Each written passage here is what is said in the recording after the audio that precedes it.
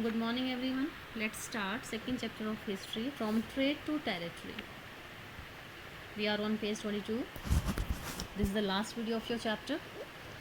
Yesterday we read that company has established a new system of justice in 1772.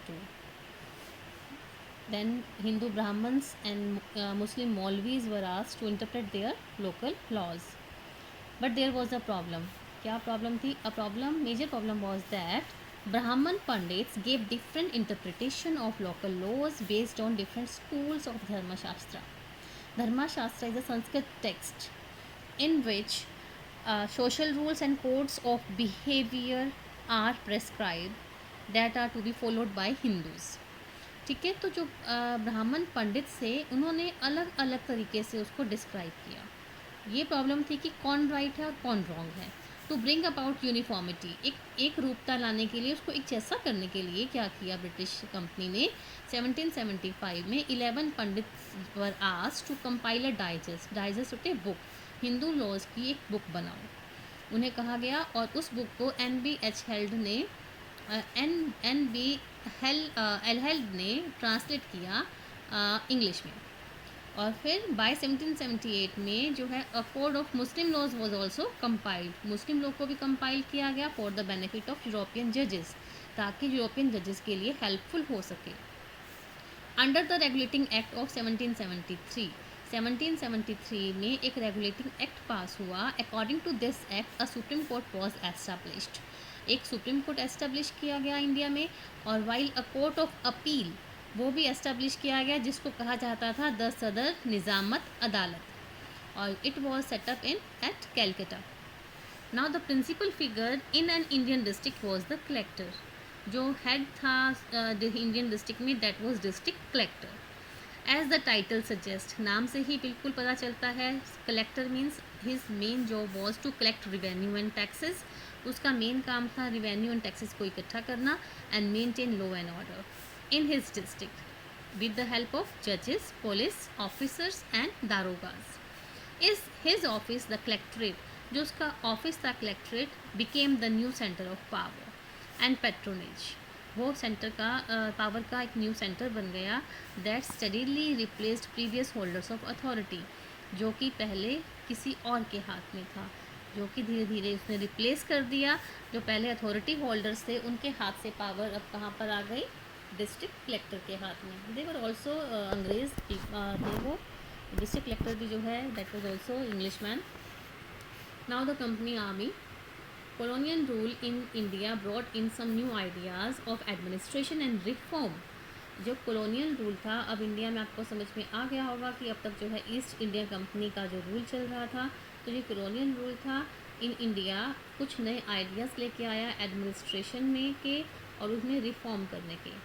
But it's power rested on it's military strength, लेकिन इसकी जो power थी वो इसकी सेना में थी. उस वक्त जो मुग़ल आर्मी थी, the Mughal army was mainly compose of cavalry, sowars trained soldiers on horseback. Cavalry होती है घुड़सवार, जो घोड़े पर होती है. तो उस वक्त मुग़ल आर्मी का मेन जो आर्मी थी वो कैवलरी थी. एंड इन्फेंट्री और पैदल, जो पाँव से चलते थे, दैट इज़ पैदल foot soldiers. They were given training in archery, उनको जो है तीरंदाजी की ट्रेनिंग दी जाती थी. And the use of sword, तलवार चलाने की. The cavalry dominated the army. Cavalry जो है वो नंबर ऑफ कैवलरी मैन ज़्यादा थे आर्मी में. And the Mughal state did not feel the need to have a large professionally trained infantry. और मुगल स्टेट को कभी ये ज़रूरत हुई नहीं कि उसके पास एक प्रोफेशनली ट्रेंड इन्फेंट्री पैदल सोल्जर्स जो हैं ट्रेंड होने चाहिए. जब कभी भी युद्ध की स्थिति होती थी तो जो लोकल ज़मींदार होते थे वो वहाँ से जो है अपने एरिया से पीजेंट्स को, आर्म्ड पीजेंट्स को जिनके पास हथियार थे, तो उनको जो है लड़ने के लिए भेज दिया करते थे विदाउट एनी ट्रेनिंग. तो जब कभी भी युद्ध की स्थिति होती थी तो जो मुगल्स को अगर पैदल सोल्जर्स की ज़रूरत होती थी तो वो ज़रूरत को पूरा करते थे लोकल ज़मींदार. ठीक है.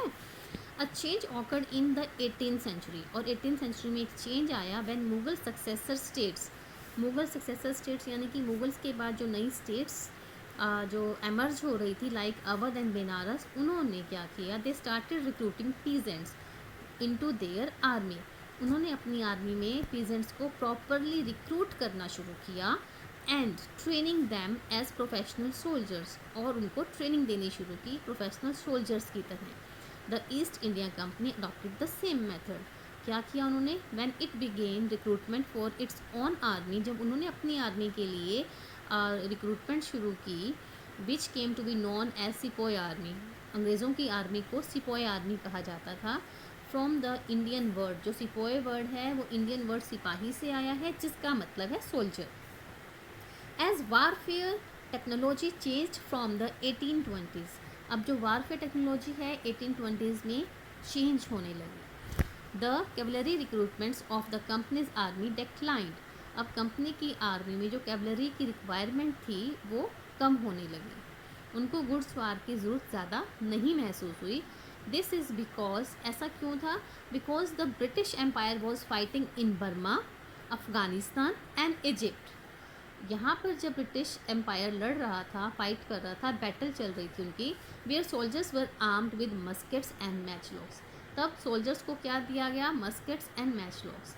मस्केट होती है a heavy gun used by infantry soldiers, एक हैवी गन होती है जिसको पैदल सोल्जर्स यूज़ करते हैं।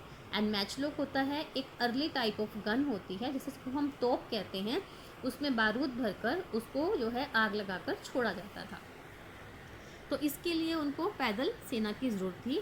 The soldiers of the company's army had to keep pace with changing military requirements, इसीलिए जो कंपनी की आर्मी थी उनको मिलिट्री की रिक्वायरमेंट चेंज होने के साथ साथ उन्हें खुद भी चेंज होना पड़ा। And its infantry regiments now became more important, अब इम्पॉर्टेंट कौन हो गए? पैदल वाले soldiers.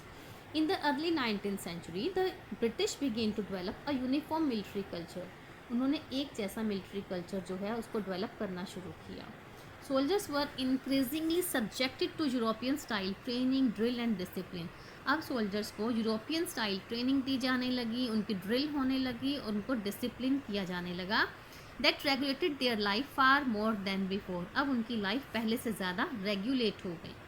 Often this created problems, ऐसी प्रॉब्लम्स, इसकी वजह से प्रॉब्लम्स भी क्रिएट होती थी। सिंस, क्यों? क्योंकि caste and community feelings were ignored in building a force of professional soldiers, क्योंकि उस वक्त इंडिया में कास्टिज़म जो है वो बहुत फर्म था, स्ट्रॉन्ग था, upper caste and lower caste की जो है बहुत ज़्यादा मानते थे लोग, लेकिन जब कंपनी रिक्रूटमेंट करती थी तो वो कास्ट नहीं देखती थी। तो क्या इनके लिए बहुत इजी था कि वो इजीली अपने कास्ट और रिलीजियस फीलिंग्स को छोड़ सके? जो अब भर्ती हो रहे थे सिपाही, could they see themselves as only soldiers, क्या वो सच में अपने आप को सोल्जर्स की तरह देख सके बजाय कि कम्युनिटीज़ के मेंबर्स के? तो देखो, what did the sepoys feel, sepoy क्या फील करते थे? How did they react to the changes in their lifes and identity, that is their sense of who they are, कि उन्होंने कैसे, उनकी जो लाइफ में चेंजेस आ रहे थे उन्होंने उसको कैसे रिएक्ट किया, अपनी पहचान की वो कौन है, इसके लिए कैसे उन्होंने रिएक्ट किया, तो ये हमें पता चलेगा रिवोल्ट जब हुआ था 1857 के, the revolt of 1857 will give us a glimpse, वो हमें बताएगा कि सिपाहियों को कैसा फील हुआ था, उन्होंने कैसा रिएक्ट किया जब उनकी जो है फीलिंग रिलीजियस एंड जो उनकी दूसरी फीलिंग्स थी, कम्युनिटीज़ की फीलिंग थी, उनके साथ छेड़छाड़ हुई। Conclusion, thus the Indian East India Company was transformed from a trading company to a territorial colonial power। अब तक जो है कंपनी जो है ट्रेडिंग कंपनी से क्या बन गई? टेरिटोरियल कॉलोनियल पावर, ट्रेड करने आई थी, अब टेरिटरी पे कंट्रोल हो गया। The arrival of new steam technology, अब स्टीम टेक्नोलॉजी के अराइवल से in the early 19th century also added this process, अब इस प्रोसेस में और जो है चीज़ें जुड़ गई। Till then, it would take anywhere between 6 and 8 months to travel to India by sea। उससे पहले जो है उनको जो है इंडिया में समुद्र के रास्ते से आने के लिए 6 से 8 महीने लगते थे। Steam ships reduce the journey, steam ships की वजह से जर्नी रिड्यूस हो गई, अब वो 2 से 3 हफ्ते में जो है यहाँ पर पहुँच जाते थे। अब उनकी फैमिलीज, ब्रिटिशर्स ज़्यादा आने लगे अपनी फैमिलीज़ को लेकर इंडिया में। In 1857, company came to exercise direct rule over 63% of the territory। 1857 तक जो है इंडियन टेरिटरी के 63% पार्ट पर उनका डायरेक्ट रूल था। 78% of the population of Indian सब कॉन्टिनेंट, और जो 78% जो पॉपुलेशन थी इंडियन सब कॉन्टिनेंट की वो इनके अंडर आ गई, combined with its indirect influence of the remaining territory and population of the country। और बाकी जगहों पे इसका इनडायरेक्ट इन्फ्लुएंस था, जो बाकी पार्ट बचा था 63 के अलावा वहाँ पे इनडायरेक्ट इन्फ्लुएंस था। The East India Company had virtually the whole India under its control. कुल मिलाकर ईस्ट इंडिया कंपनी के कंट्रोल में इस वक्त पूरा इंडिया आ चुका था। सो आपने देखा कि कैसे वो बिजनेस करने आए थे और पूरे देश के मालिक बन बैठे। So this was the chapter, that's all. If there is any query you can call me any time. Question answers will be given to you and you will have to do the question answers very neatly, and I will send the exercise also tomorrow. Bye bye.